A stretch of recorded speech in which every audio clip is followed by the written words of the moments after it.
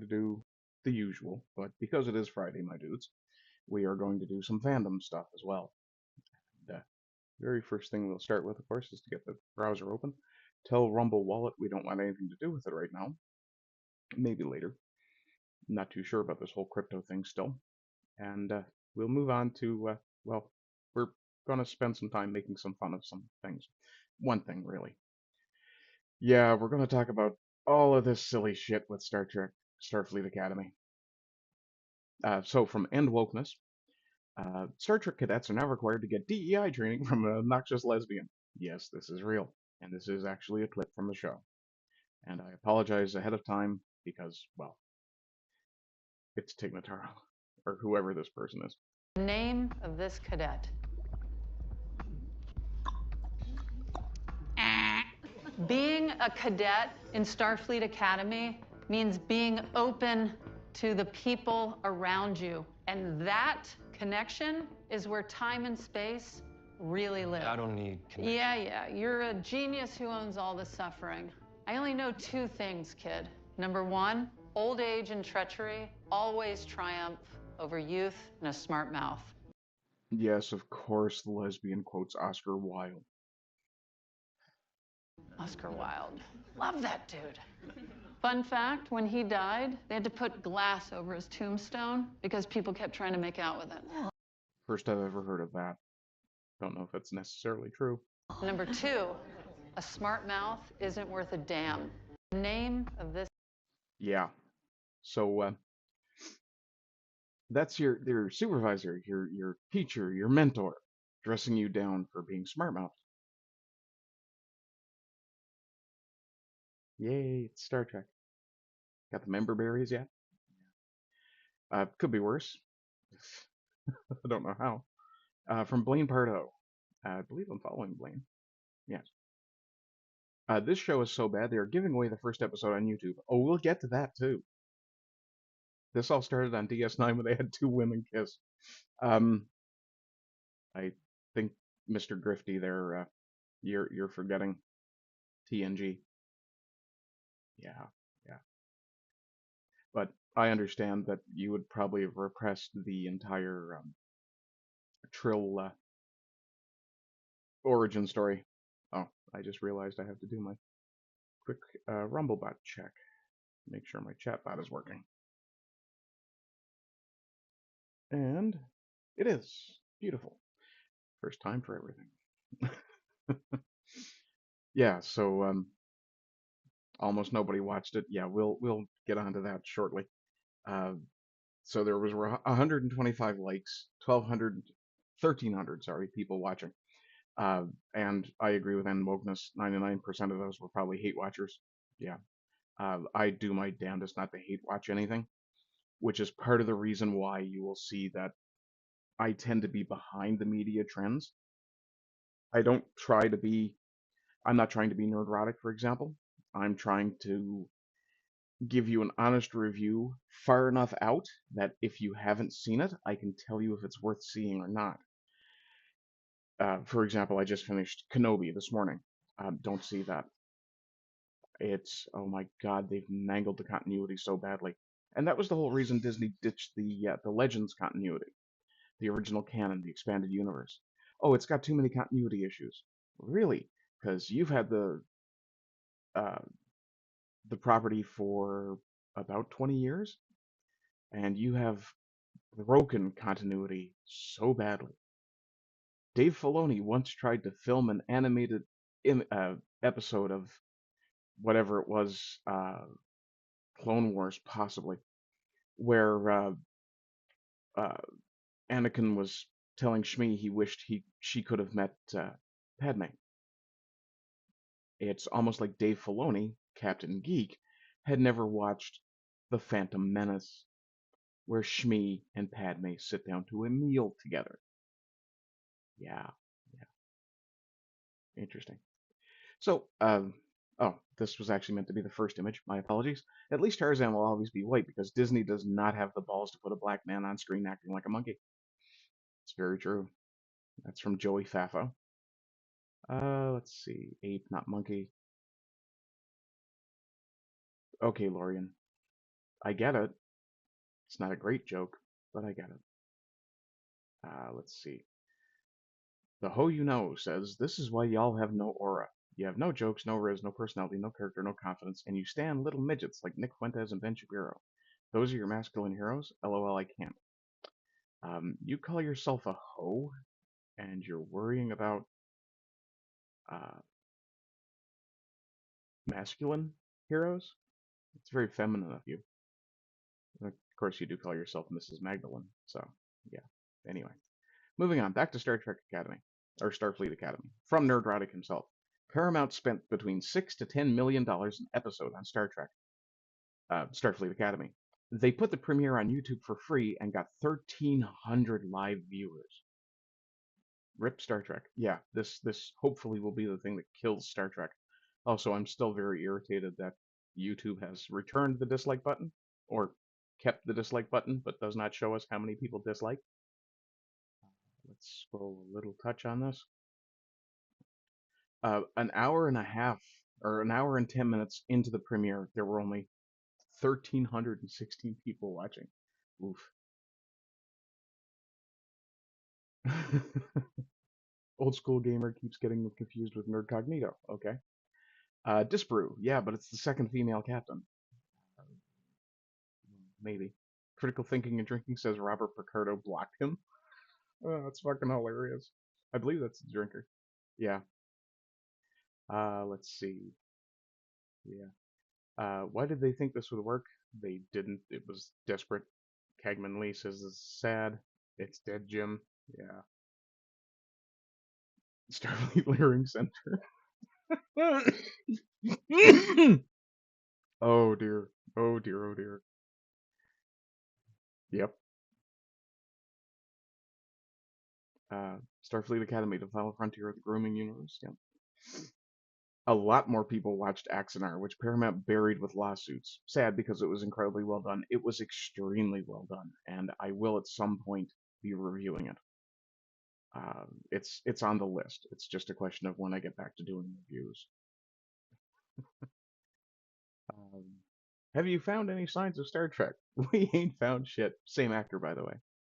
Yeah, that's just a funny meme. Go broke. Put a chick in it, make it gay as fuck. Advanced faggotry. Yeah. Crash Starship. Yes, you are all wrong. You are this. Oh, from Wraith Roguestar, who clearly has a better eye than I did because I didn't notice this, though I don't think I watched the episode. This might only be in the episode. This is all I need to see from the new Star Trek to reject it in its entirety. The Charon, the alien with half black, half white face, is an extinct species from TOS episode Let That Be Your Last Battlefield. Yeah, there were only two males left. That was it. They were the endlings. The whole point of the episode was about the end result of interracial hatred, which directly led to their destruction. This is a slap in the face to TOS and a multi-generation and multiple generations of Star Trek fans, and I will never watch a single episode of this garbage. They have learned nothing. Without respect, I reject. Absolutely. I believe it's Doomcock originated that one, though that's where I've heard it the most often anyway. The price of your plan is changing. Yeah, I gave up my Paramount quite a while ago. Let's see. So we increased the price of our Essential Monthly plan for new customers to $9 a month, plus tax applicable. As an existing customer, this new price will also apply to you beginning with your renewal on February 28th. To avoid renewal, you can cancel your membership at any time. Yeah. The fuck am I looking at here? Is that Hegset?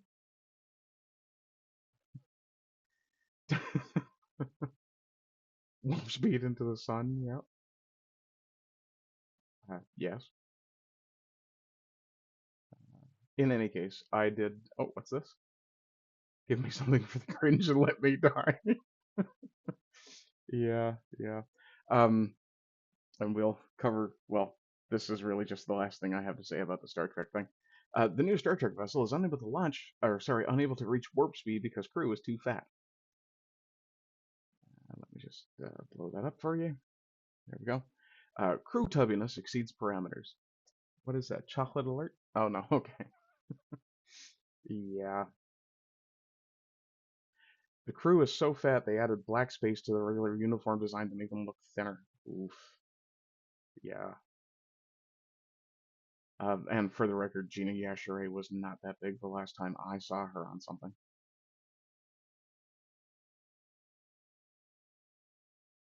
I can't hate this enough. Those mammals actually use a Jeffries too. Beam them out, Scotty. Yeah, Tom was right. Captain, we can't go to warp. There's a gravitational anomaly coming from the bridge. Yeah, it's two massive bodies too close to each other. Um, yeah, this is the Dungeons and Dragons kid in a wheelchair thing all over again. It's just retarded. Speaking of retarded, I did see an image. I thought I had bookmarked it. X has been doing some funny things today. But the thing I thought I had bookmarked was an image of betazoids using sign language.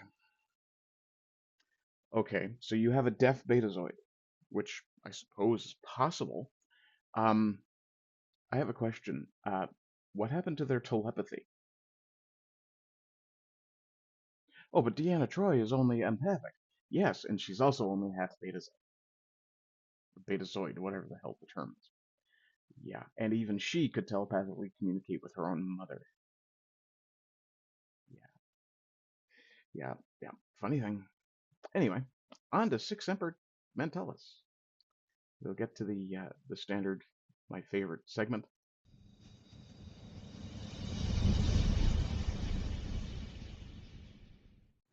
Yeah, it be like that some days. So from Mary King, we have pause this, blow it up. The background to this is apparently the white fellow here was being harassed or bullied by this darker skinned individual, and this appears to be somewhere in Europe, possibly England. Uh, the sound may tell us when we hear it, but from what I understand, this is a well-deserved occurrence. I still stand tall. What the hell, clan? Y'all better step back.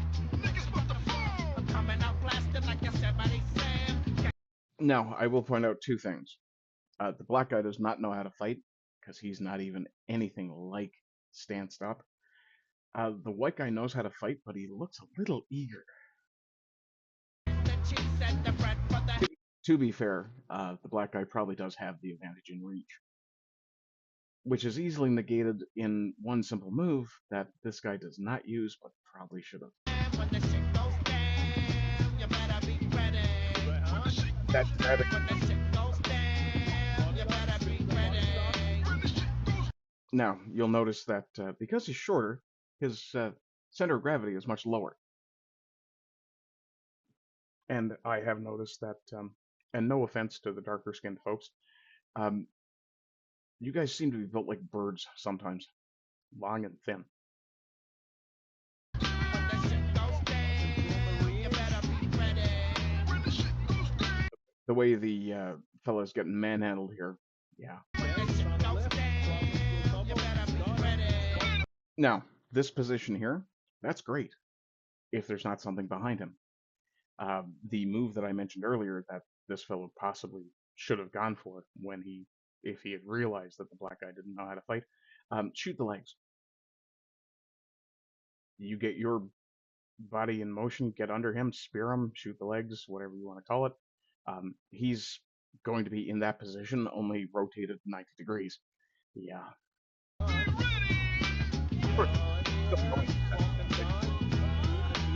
Now, I'll point something out. He did kick him in the head. He is clearly unconscious. He is not beating the hell out of him. He moved away.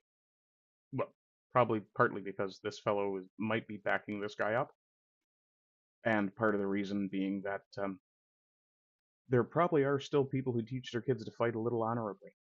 You don't beat a downed opponent. At least that's the way I learned. From the Gateway Pundit, speaking of Six Emperor Decadus, or Mentalis, sorry. Fafo, ICE protester in California loses an eye. It's actually a bit of hyperbole there, sorry. After rushing agents and getting shot with a projectile. He didn't actually lose his eye. What he did, end up having was he got blinded. Around you fuck, find out you will. Ah. If you rush federal agents, you're gambling with your own safety. Protest all you want. Don't pretend actions don't have consequences. The real question is why politicians keep egging people on from behind a microphone while others pay the price. We'll come to that as well shortly. That'll be in the response section. This is just a follow-up to this. So the protester was left blind in the left eye after federal agent fired a projectile at the Santa Ana protests, says his family. Now, we remember this guy, or this scene. Yeah, these were the people that thought it was really funny to throw safety cones at police officers, or DHS, I think it was. In any case, we don't need that over there. And of course, no, okay, good.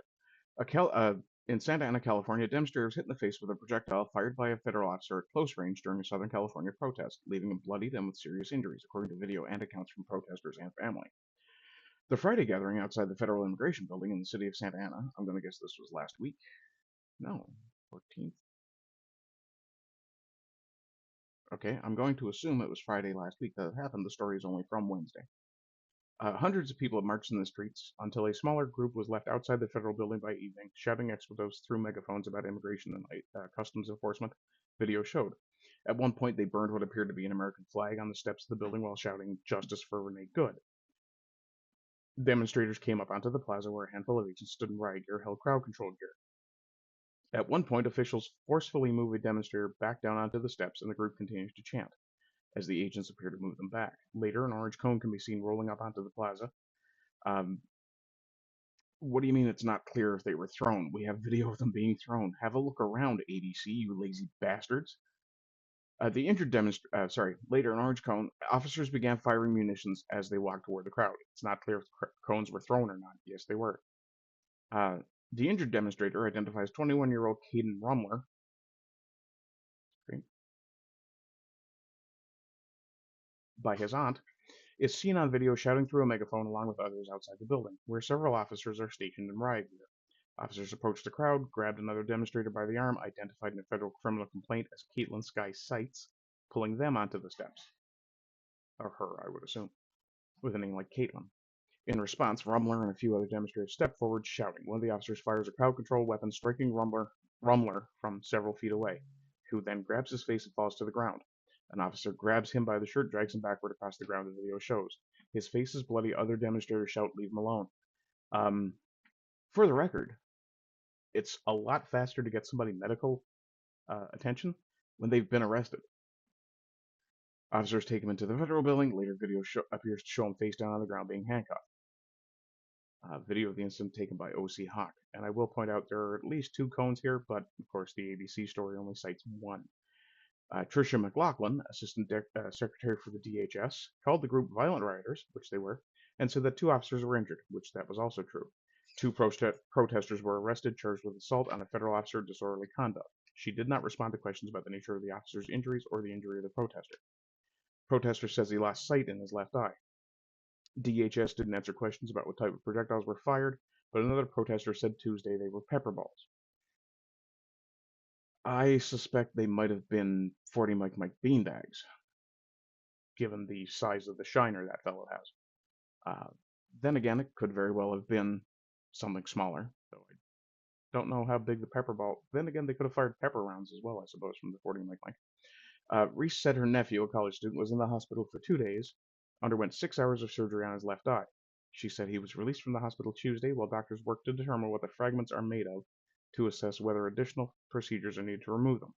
I'm sorry, fragments? What fragments? Fragments of what? You cannot hate journalists enough because they're fucking lazy. So Reese, Jerry Reese, this is the aunt, said her nephew, a college student, was in the hospital for 2 days and underwent 6 hours of surgery on his left eye. What for? Was it to remove fragments of something? She said he was released from the hospital on Tuesday while doctors worked to determine what the fragments are made of. Fragments of what? Where'd these fragments come from? There's no mention of these. You fucking lazy bastards. Who wrote this? Amy Taxon. Let's see. Okay. Reese said he was hit in the left eye and suffered skull fractures. maybe bone fragments in that case. He's completely blind in that eye, she said. There's a hole in his eyeball. Reese said her nephew was given a citation for disorderly conduct. He's lucky that's all he got. In a statement read by another protester on Tuesday, Rumbler said he felt ringing and pressure around his skull and was dragged toward the building bleeding while struggling to breathe. I will never see through my left eye again, not even light, he said in the statement. I'm just glad I'm alive to tell my story. It was not immediately possible to independently confirm details of the injuries. The fellow protesters from the group Dare to Struggle declined to say what hospital he had been taken to. Seitz, one of the arrested protesters, said the group was there to, quote, rightly protest the brutal execution of Renee Good and the government agencies that uphold ICE's ongoing brutality. And it's a fine web of bullshit you're stringing there, but very few of us are actually buying it. Seitz identified themselves at the news conference as Sky Jones. That's interesting. You call yourself Sky Jones, but your name is Caitlin Sky Seitz.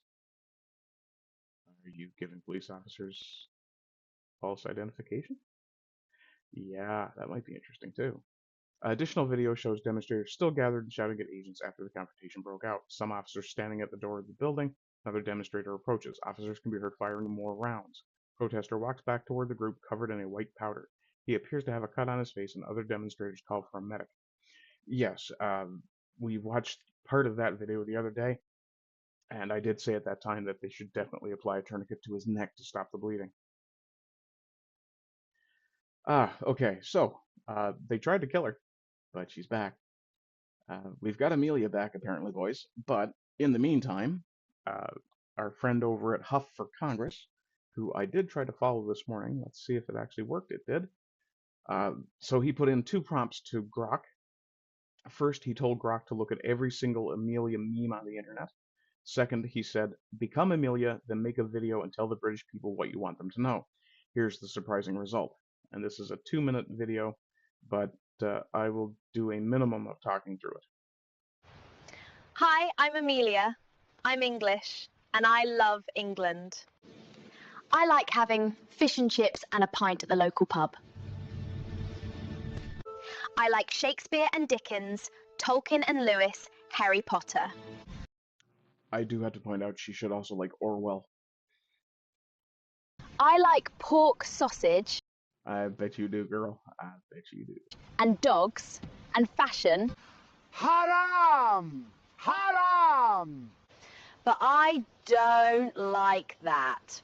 Brits are famously polite, but it mustn't mean we're willing to commit cultural suicide. Our institutions, the Church of England, the BBC, are a bunch of queers and nonces. I mean, How the bloody hell did we go from Churchill to you git?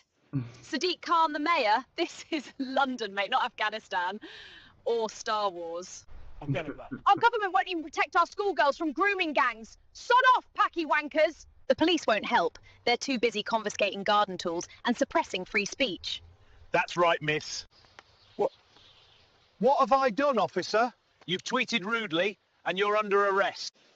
Curry is fine, but we have several recipes already. We don't need 2 million Indians here to make it for us. There are 50 Islamic nations in the world. Muslims don't need to be on our island. They want to conquer it. The government says it must be this way. I do That love doesn't make it right, does it, Robin Hood? These dragons that threaten our England won't go away unless brave knights rise up to slay them.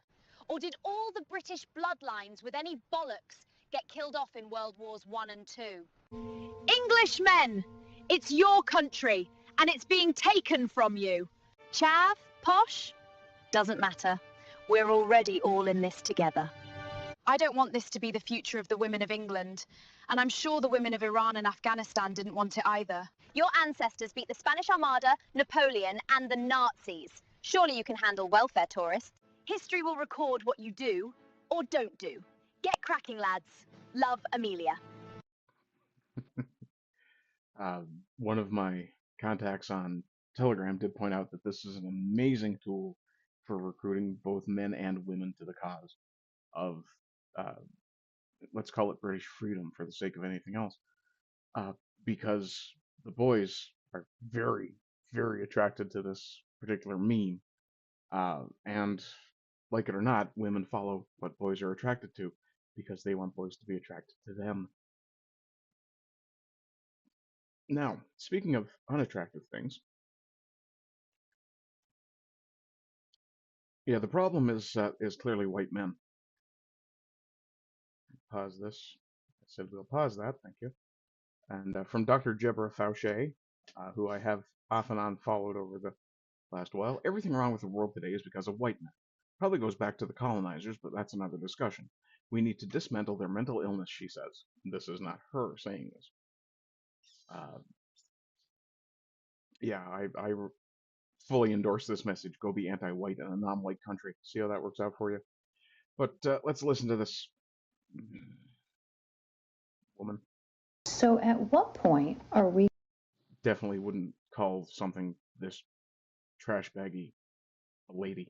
going to finally say it's white men? When are we going to say it's white women? Oh, wait, we've been saying it for a while. I guess now the left is trying to co-opt that message too. At what point are we going to make the determination and say white men are problematic? You're wearing a set of glasses that look like old TVs, and you're worried about that white men are problematic? Yeah, okay, lady. And trust me, it's white women too, but it really is white men that are dictating all of the things that create this problematic White men dictate Western society because we fucking built it. Maybe you should get behind that idea. environment. And then everybody like Or, as the earlier meme said, fuck off to a non-white country and be anti-white there. I hear South Africa's really welcoming the white women right now. what I was talking about with the white proxy. Okay, you have the hands of an 80-year-old and the face of a 30-year-old. Something's not right. Either you're using some amazing filters, or you actually didn't break into grandma's closet for that wardrobe. You actually are grandma. Either way, I'm done with you. Because, white men are the problem. Sure we are. This will probably infuriate some of you, so be prepared. A Minnesota daycare worker confesses to intentionally suffocating an 11-month-old boy because she wanted attention. 18-year-old Tia Ludemia Russell is in custody and will face a second-degree murder charge for the death of 11-month-old Harvey Mucklebust. Savage police, we could use some of those in Canada, say that back in September they responded to a call to find an unresponsive 4-month-old. 3 days later, they responded to another call and found Mucklebust, who was not breathing. He was taken to the hospital where he died. According to authorities, Russell had a history of, quote, attention-seeking behavior, including nonsensical 911 calls, fire starting, which we used to call arson and charge people for, and, quote, erratic behavior toward other children. During an interview with police, Russell admitted to, quote, intentionally suffocating Mucklebust and the other child in an attention-seeking act. Horrific. 18 years old. On Friday, September 19th in the afternoon, Savage Police Department responded to the Rocking Horse Ranch daycare after... So she was working at a daycare.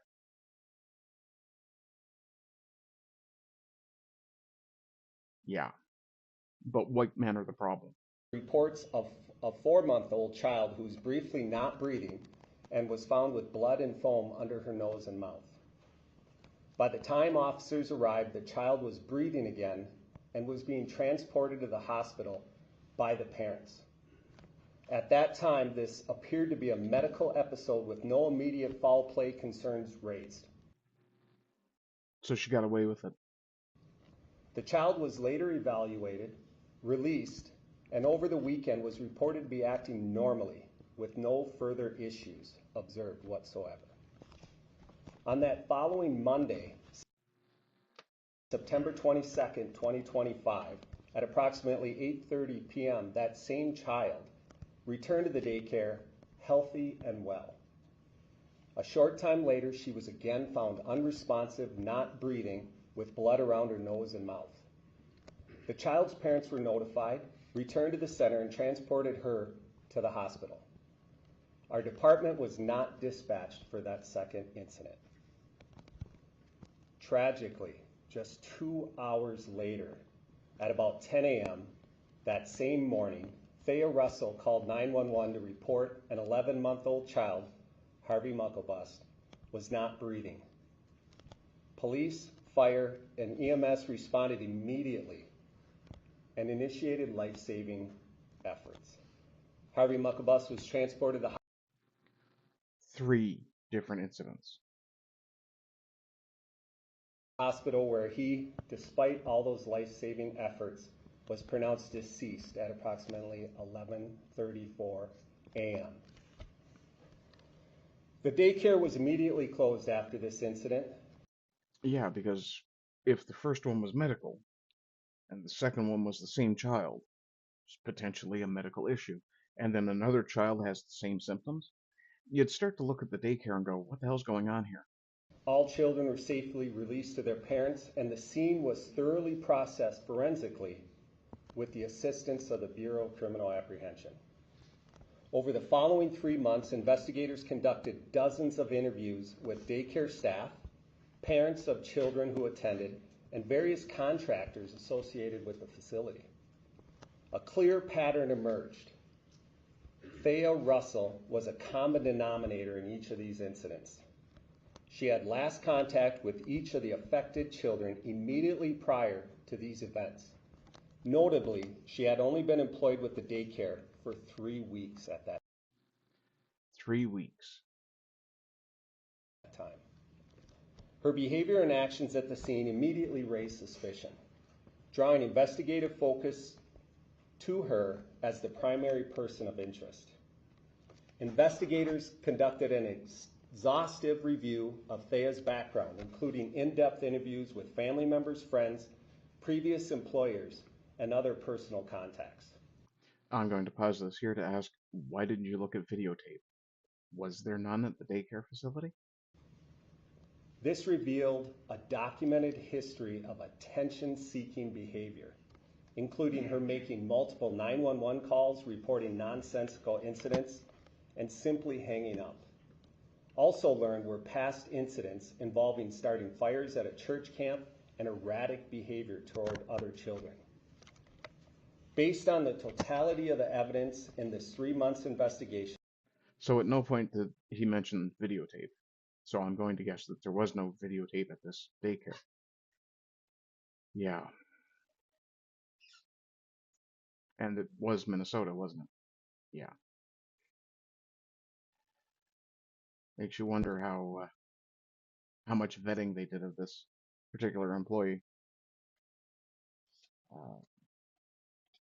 So put them in jail for life at 18 years old.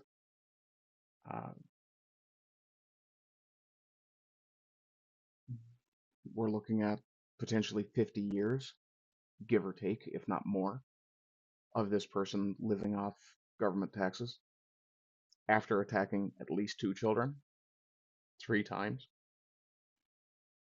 Yeah, I'm not for that.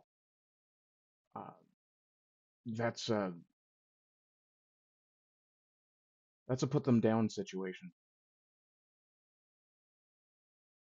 And speaking of Minneapolis children, yeah, the politicians in Minneapolis will end up having to answer for this as well. From Amuse, St. Paul student may not be able to read. Students. I know, I can't help myself, I'm sorry. But they are following instructions of administrators and taking the day off to protest immigration law. Yeah, this is also at the behest of various political figures in Minnesota.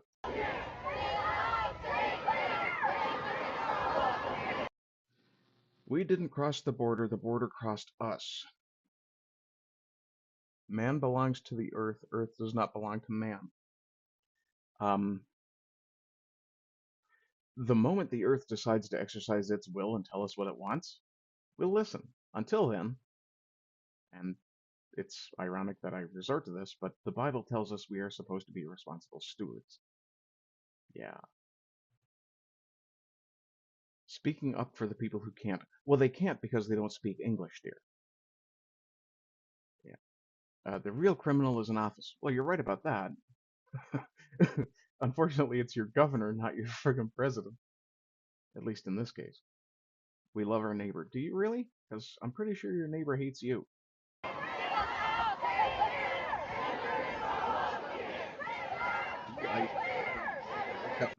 Look at how very, very professionally printed these two signs are.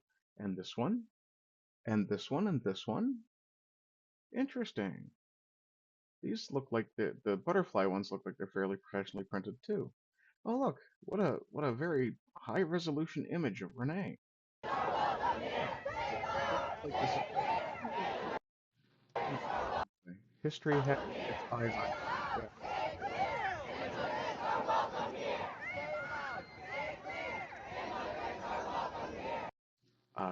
Immigrants might be welcome, but what about illegals? Or, fraudsters, right? Whether they immigrated to your country legally or not, they're still ripping you off. Yeah. Let's see. Yeah, so this is the root of the thread. St. Paul schools have just 34% reading proficiency. So of all those kids you saw, only 1 in 3 can read. Wow. And yet administrators are mobilizing students to protest ICE. Kids get NGO printed signs while basic reading falls apart. Yeah, they're carrying signs they can't even read. 34% of students in 2024 in St. Paul public schools met reading proficiency standards. Instead of fixing academics, administrators are encouraging students to protest immigration enforcement in the city. Students are told their schools sit on stolen land, implying no one can be here unlawfully. Protest signs are supplied by anti-government NGOs. Okay, if you're on stolen land, then you need to fuck off. The problem is, it's not stolen, it's conquered. Sucks to be. Yeah. What else have we got? Is this supposed to be AI Tim Walls? Yeah, I think it is.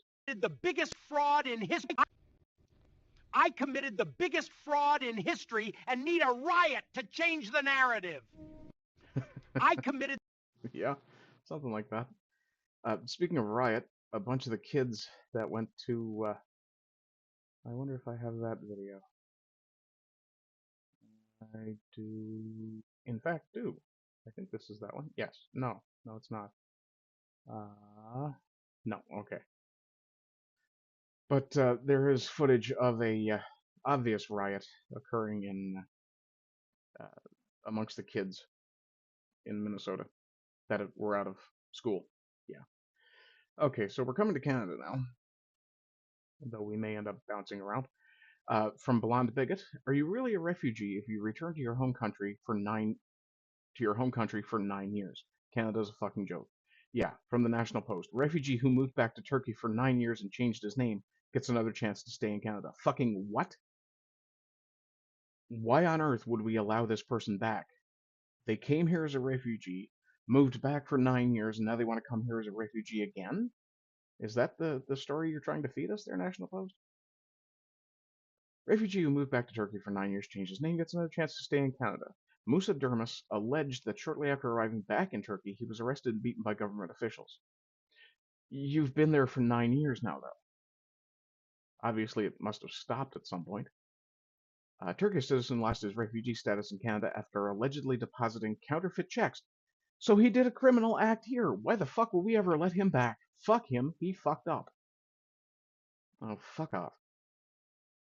Now 51, Dermis was granted refugee protection in Canada in January 2001 based on his fear of persecution due to his political activity and Kurdish identity. I've never met an honest Kurd. After 12 years in Canada, he returned to Turkey where he bribed a judge to change his first name, remained for about 9 years, married, had 2 children. He has a grade 5 level education and limited knowledge of English. Oh, well, we absolutely have to bring him in here to enrich this country, don't we? He applied for permanent residence in Canada shortly after his refugee claim was granted, but his application remained in progress for many years and remained pending when he left Canada in January 2012. Left. Deported for committing fraud. fuck off and stay where you are. He alleged that shortly after arriving back in Turkey, he was arrested and beaten by government officials. Have they done it every day for 9 fucking years? Shortly after, Mr. Dermis paid a bribe to have his first name legally changed and then obtained a national identification card and a Turkish passport with this new name. For approximately the next 9 years, he lived in Turkey. He was employed there, got married, bought a home, and had 2 kids. Dermis also alleged that he was politically active in Turkey during this time and that in 2016 was detained and beaten on account of his political activity. So again, you have chosen to get beaten up. Oh, look at that. Instead of coming by the right route, they went to the US via Mexico. Approximately 2 months later, in May 2021, he entered Canada. His wife and children later entered Canada and were permitted to file refugee claims. Their claims were accepted on the basis of their association with him. In his wife and children's case, the RPD found that given the past detentions of the claimant's husband, father, and his heavy involvement in Canadian Kurdish community activities, he was in Turkey for 9 fucking years. How much involvement did he have with Canadian Kurds? No. Shortly after he returned to Canada, the immigration minister at the time applied to the Refugee Protection Division for cessation of his convention refugee status. Does that mean he was being removed again? It found in September 2023 that Dermis had voluntarily re-availed himself of the protection of Turkey, which resulted in him losing his protected person status in Canada. In other words, yeah, you chose to go back to Turkey, you can fuck right back off to there again. They did not make a finding on the circumstances that led to his departure from Canada. The RPD found that even if it accepted Mr. Dermis' version of events, his return to Turkey was voluntary. The RPD weighed various factors. Okay, so wait, he's convicted of check fraud and doesn't get sent back to Turkey by us? He went back on his own? Why the fuck would we have anything to do with him?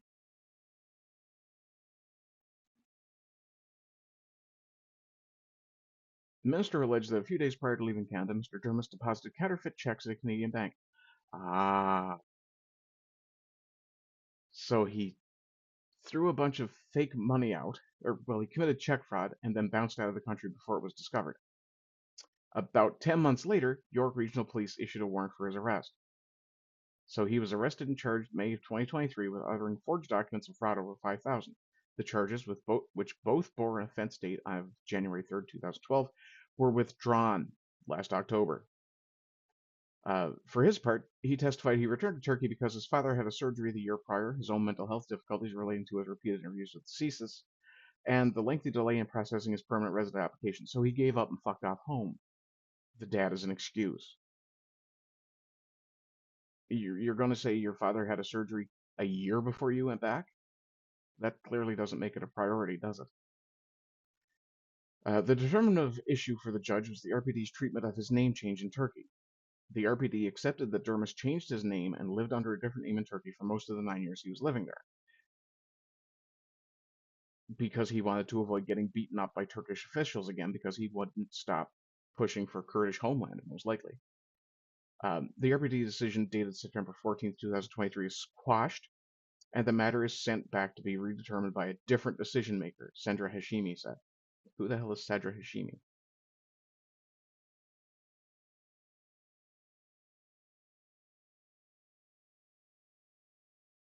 Justice Lobat Sadra Hashimi. So, circumstances surrounding his departure were not ultimately determined by the RPD. Really? So, this guy gets to commit check fraud and fuck off back to Turkey, and then gets to come back again? Why? Oh, well, he's only got a 5th grade reading level. Yeah, which means he should probably not be in this country. Because he's probably dumb enough to do it again.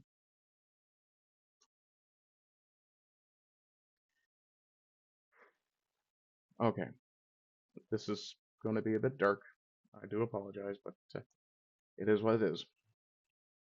From Wiretap Media, Canadian courts will hold Canadian dissidents without bail for cooked-up conspiracies by the Crown truckers, but grant bail to foreign creeps who traffic underage girls. Won't be long before Canadians take matters into their own hands. Won't be long before Canadians are forced to take matters into their own hands. Also, Lethbridge man? Really? Lethbridge man charged with trafficking as 3 girls rescued. Bail was granted. Yeah, about this Lethbridge man from the Western Standard. We'll have a quick look at this. Let me check my chat, make sure I'm not missing anybody. I am not. You can bugger off. So, a Lethbridge man, Lethbridge, Alberta, charged with trafficking as 3 girls were rescued and bail was granted later. Oh, that's nice. I have one more free article. Lethbridge police have charged a 50-year-old man with human trafficking, sexual exploitation, and unlawful confinement in connection with multiple assaults on vulnerable girls. Sky Atoa was arrested in mid-December after officers responded to a report that a 14-year-old girl was being held against her will in an apartment along the 500 block of 8th Street South. The girl was found inside in medical distress and transported to hospital. A search of the apartment later uncovered 2 more girls, 15 and 16. Police alleged the 14-year-old was forcibly confined and repeatedly sexually assaulted over a 3-day period, forced to consume drugs. 15 and 16-year-old were reportedly held for several hours and exposed to sexual acts by Atoa. Atoa faces multiple charges, including trafficking of a person under 18, sex assault of a child under 16, sexual interference, obtaining sexual services of a child for consideration, that means he paid for it, indecent exposure to a child under 16, sexual counsel of a child, grooming, and 3 counts of unlawful confinement, which we like to call kidnapping most times. He is also charged in connection with a previous October 2025 assault of a 24-year-old woman. Although Atoa had been in custody since his arrest, he was granted bail Monday. Yeah. He is expected to be released Tuesday and is scheduled to appear in court again on February 2nd. Police believe there may be additional unidentified victims and have released his photograph to encourage them to come forward. Yeah. Any more about Sky Atoa? Not there.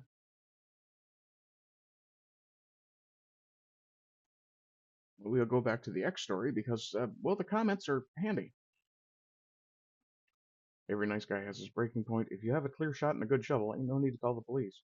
Anarcho-tyranny. This is actually worth visiting. Anarcho-tyranny is a concept where the state is arguably more interested in controlling citizens than they are. Oh, sorry. Let me rephrase. Or let me start over, rather. Anarcho-tyranny is a concept where the state is argued to be more interested in controlling citizens so that they do not oppose the managerial class, tyranny, rather than controlling real criminals, which causes anarchy. Laws are argued to be enforced only selectively depending on what is perceived to be beneficial for the ruling elite. I would not class the USA as anarcho-tyranny at this point, because there's no one saying they can't have guns. Canada, on the other hand, the 3 Indian men who raped a young Lloydminster woman, also in Alberta, after one of them picked her up in his taxi, in the case below, were also released on bail. Curiously, this case has not been picked up by any large media outlet. It's almost like the things that happened in the UK are starting to happen here. Let's see. It's not just you, JD. Loads of us have been saying this.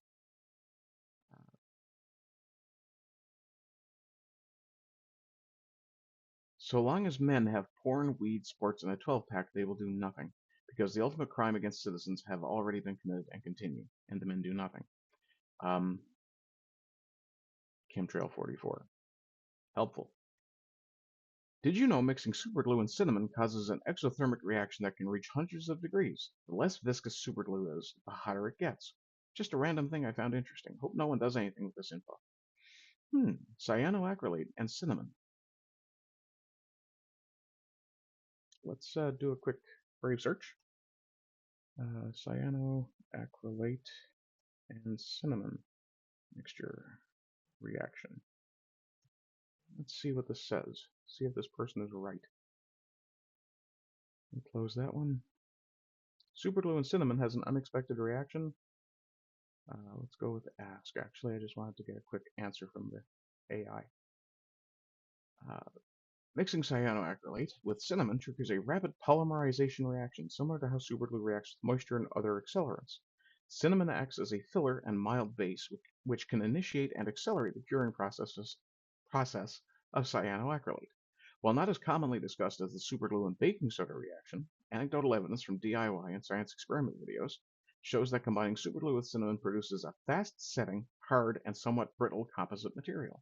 This mixture can be used for small repairs or casting, though it is less predictable than using baking soda. Cinnamon contains organic compounds like cinnamaldehyde and trace moisture, which may contribute to the initiation of the anionic polymerization of cyanoacrylate.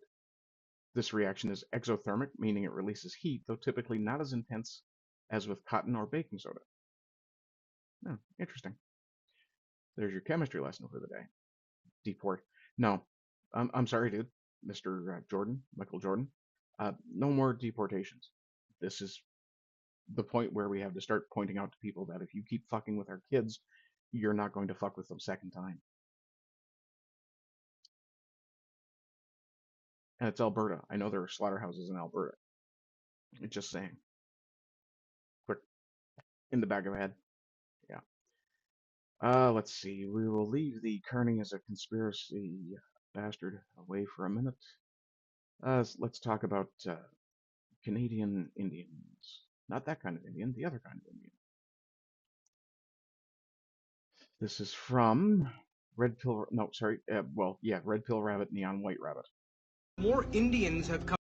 Do you want to know why? Do you want to know why Indians are getting so much hate in Canada now? It's because more Indians have come to Canada in the last 5 years than the last 100 combined. And they're all coming as international students. Great. They're all studying at schools that are legitimate. No. 94% are studying at community colleges and these diploma mills for certificates. Like Anderson College, that used to be a Walmart, and then they made it into some diploma mills. Or Candor College, which is literally connected to an Indian restaurant, has graduated over 45,000 Indian students, and also has another college beside it, Stanford. So 45,000 Indian students in, let's say, 5 years. In a strip mall. 9,000 a year. Really? Really? Our son is going to Stanford. No, not the one in California, the one in Brampton or Tobram College, where when you go on Google Street View, it was literally a mechanic shop 1 year ago. What is this school? What are these schools? I'm genuinely asking. Why are you coming to these schools? Or Sunview College, which is connected to some bar. Places like Lamberton College, which is connected to Queen's College, which God knows what that is. This is where the students were protesting because they failed all their classes. I don't know how dumb. How dumb do you have to be to go to a diploma mill and fail? You have to be to fail classes at a diploma mill? I showed you like 5? There are 800. There are 800 of these just in Ontario. I don't know about the other provinces. I'm Toronto born and raised, and every brown kid I grew up with went to either UFT, York, or Ryerson, alright? What the is this? What are these schools? But the whole stereotype was, are you going to be a doctor, engineer, or lawyer? Now it's, are you going to be Uber Eats, DoorDash, or Lyft? Indian.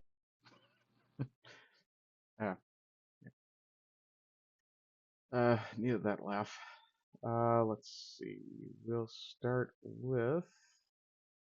Actually, we'll go with this one. Since we're seeing how immigrants are being treated in Canada, let's see how Canadians are treated when they come through the border. And this is pretty disgusting too. Now, I will grant the guy recording got a bit of a bad attitude. It's a bit rude. That said, it's not like the border agents are actually particularly professional. Thank you. Here's my bag. I've never seen one of those. Really cool. Oh, stick around. You'll see a lot when you hang out with me. What do you got in your cargo pockets? Stuff. Yeah, empty them on the counter here. Can you ask nicely? No, empty them on the counter. Do it now. You can do that for us. Why don't you just be a little nicer there, pal? I can do it. We can do it 2 different ways here. I can tell you. Now, there's absolutely no reason to do this. He's clearly just emptied out the pockets he asked him to empty out. Why are you still looming over him? Or I can make you. Yeah, you're gonna make. Or I can make you. You see, that's a threat. And people don't always respond well to threats. Make me? Yeah, I will. All right. Oh. You got a choice. Take your headphones off your head. Okay. All right, cocksucker. Lift your shirt up. Oh, we're gonna have a conversation. Come over here. See that? Called him a name, and now Buddy wants to just exercise the fullest extent of his authority. Yeah, got to be a lovely life to live. Right now. Actually, I'll back this up. Just watch this guy's reaction when that happens. Okay. All right, cocksucker. Lift your shirt up. Oh, we're gonna have a conversation. Come over here. Right now. See that? That's the look of somebody who's like, my fucking coworker's doing this shit to me again. I'm gonna have a fuck ton of paperwork to deal with because of it. Let's go. No, make me. Arrest me. Put me in cuffs, dude, if you want to be an asshole. Put your arms behind your back, do it now. Oh, sit Put right them behind your in front. back, do it fucking now. Turn around. All right. I mean, I will grant the guy has a bad attitude, but goddamn, that border agent was just looking for an excuse. That's not the kind of person you want in authority. Speaking of the kind of person you don't want in authority, let's start with, before we get to Kearney, because I have one more link before we do. When this is technically Kearney too. Let's talk about this one. This is from the Canadians for Affordable Energy. Well, anytime now. Is X fucky again? Or is my internet fucky? Okay, so I'm not apparently losing. Let's try that again.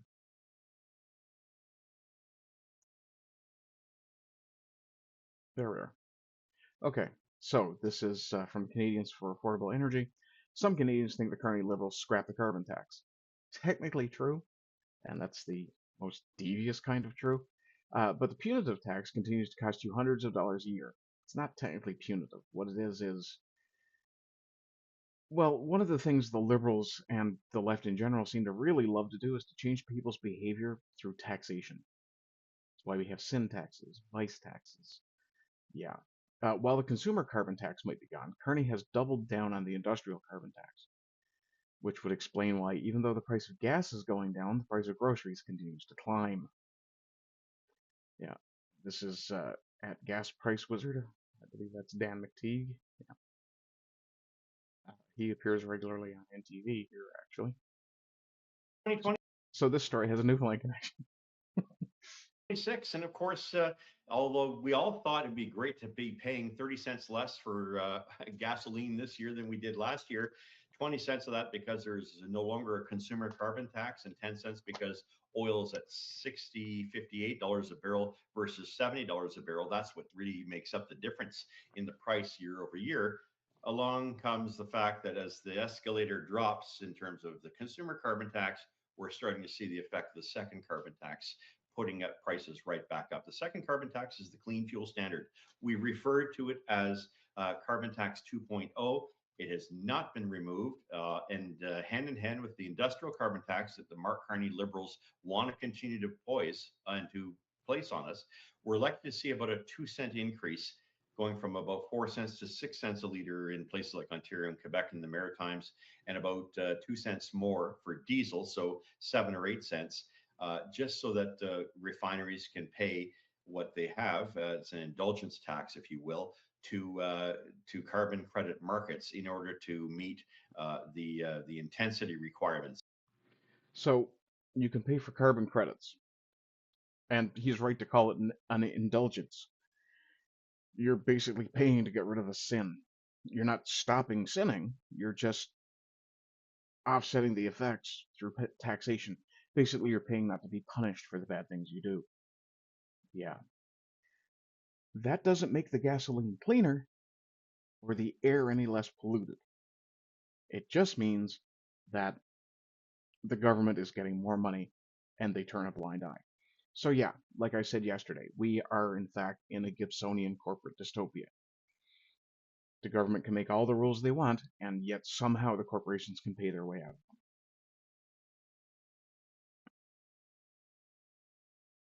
them. Okay, let's see. We'll do this one to start.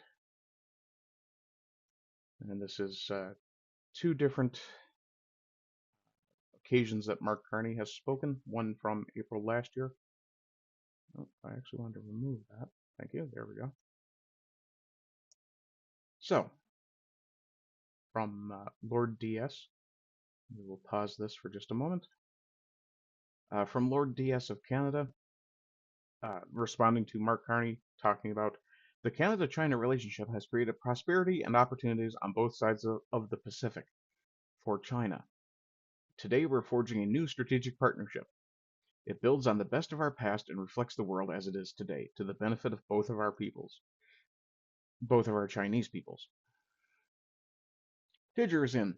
Words fail me to describe adequately how much I detest and loathe liberals and our government, and Carney in particular. Also, hi. Yeah, I've got a couple of things at the end that might make you smile a bit, but this is, yeah.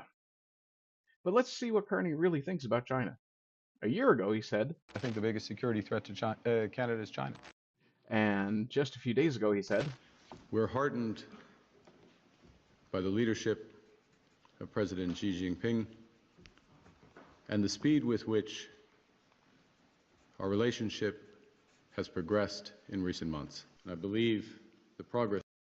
Now, I'm pausing it here because this is Scott Moe, the Premier of Saskatchewan. And what he's about to say, I have a larger video that shows more of the room.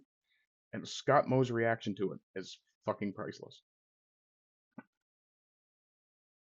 That'll be this clip.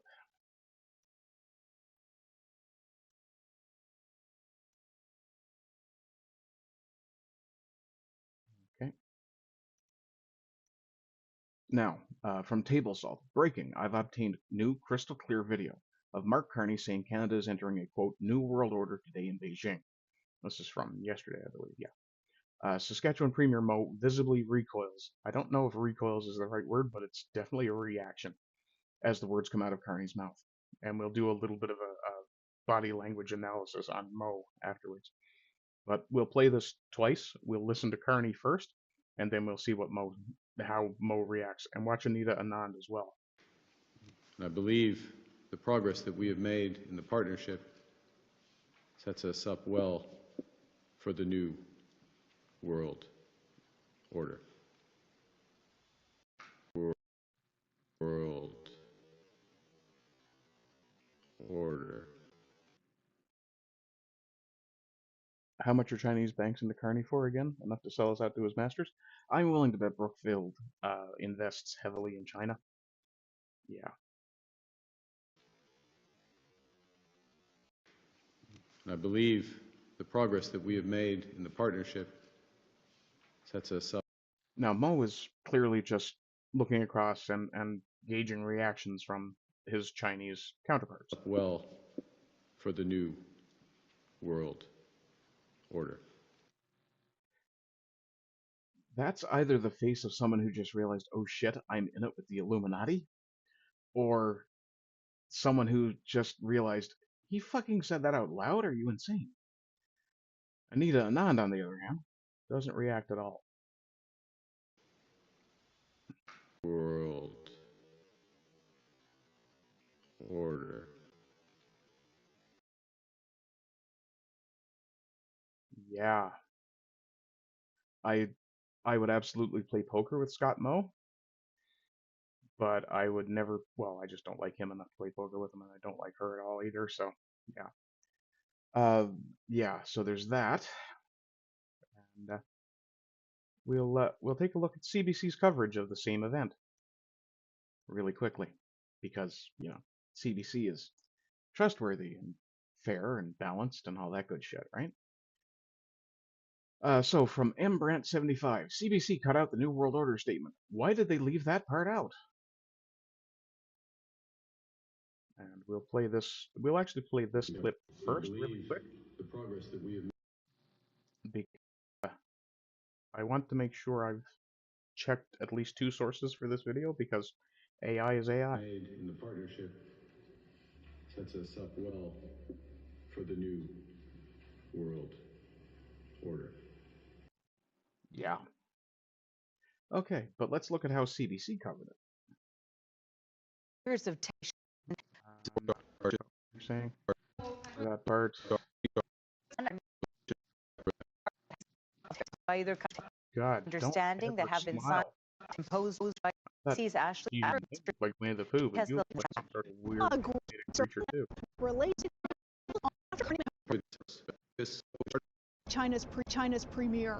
Here we are. It's a partnership with new focus and greater depth and a sense of purpose. And I look forward to realizing its promise and building on it smug thing in the years to come. Then Carney witnessed his ministers who are part of his delegation sign a series of agreements. Outcome to China agreement was our sure received from Chinese ministers that those any. Isn't that interesting? The CBC doesn't want us to know about the New World Order crack. I can't imagine why. I suspect Xi Jinping might, though. Oops, it's the wrong action there. Copy that. So this is the end of the response section. Let's, okay, so Xi Jinping, of course, famously had a, excuse me, let's call it a falling out with Justin Trudeau. But the premier of China, not so much. Yeah. Good dog, boy. Well done, Guilo. Good piece of shit. Okay, let's close that and move over to the game because, well, it's Friday, my dudes, and I want to relax.